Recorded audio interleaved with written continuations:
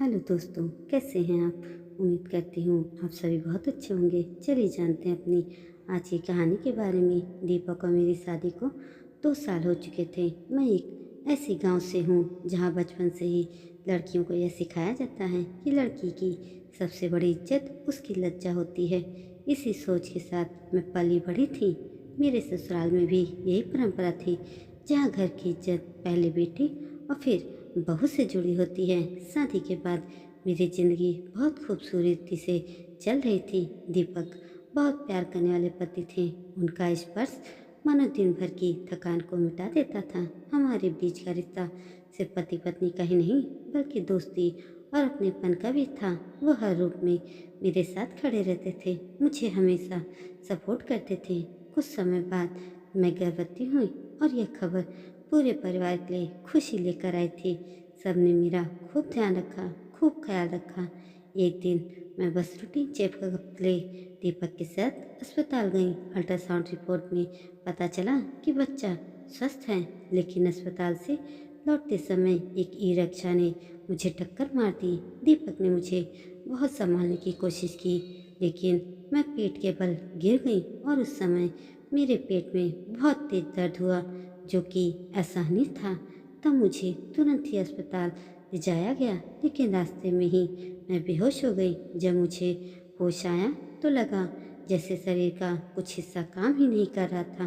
तब दीपक ने मुझे दिलासा दिया और समझाया भी खूब, और कहा कि सब ठीक है। बाद में उन्होंने बताया कि मेरी रीढ़ की हड्डी में गंभीर चोट लगी है, जिससे कई नसें डैमेज हो गई थी। उससे के शरीर का निचला हिस्सा कभी काम करता कभी नहीं। 3 दिन बाद जब मैं घर लौटी तो दीपक ने बताया कि एक्सीडेंट की वजह से हमारा बच्चा अब इस दुनिया में नहीं रहा। यह सुनकर मेरा दिल टूट गया और मैं उदास हो गई। ऊपर से मेरी शारीरिक स्थिति ने मुझे और अधिक बेबस बना दिया।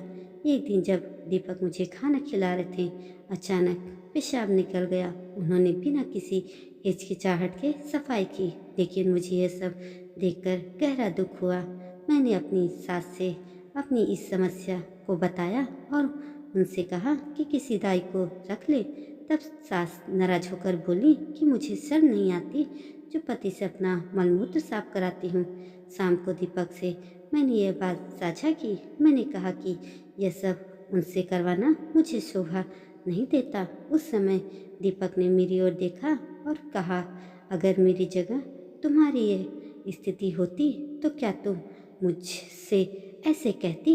मैं चुप थी। तब उन्होंने मुझसे आगे कहा, जिसने तुम्हें ऐसी अवस्था में देखा हो जैसे तुम्हारी माँ ने देखा था, तो उससे कैसी शर्म।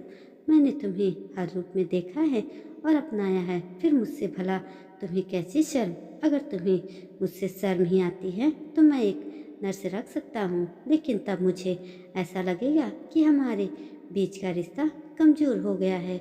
उनकी बातों ने मुझे भीतर तक झकझोर दिया था।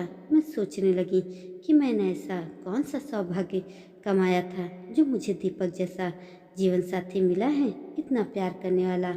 आज उस हादसे को पूरे 2 साल हो चुके हैं, पर आज भी दीपक रोज रात को मेरे कमर की मालिश करते हैं ताकि मैं जल्द से जल्द ठीक हो सकूं। मैं हर पल हर रोज भगवान को धन्यवाद करती हूँ कि उन्होंने मेरी किस्मत में इतना प्यार करने वाला पति को दिया है। उनके प्रेम और समर्पण ने मुझे हर सुख और कठिनाई से लड़ने का साहस दिया है।